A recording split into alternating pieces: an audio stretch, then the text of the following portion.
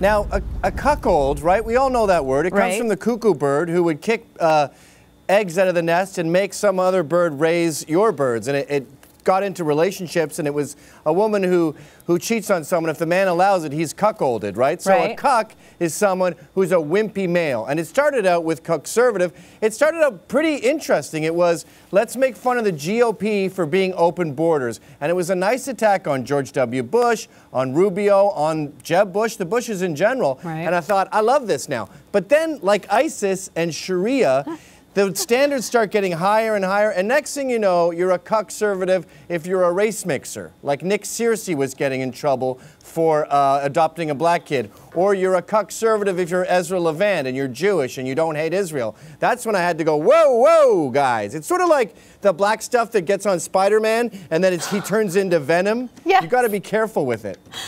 So that makes, because I've seen it used so many times online. That's like if you're talking like policy and you're like, well, I really disagree with open borders, and I think that, you know, really we need to pause immigration right now and get, you're a cuckservative, and sometimes horrors attached to it, but sometimes it's just cuck. There are variations.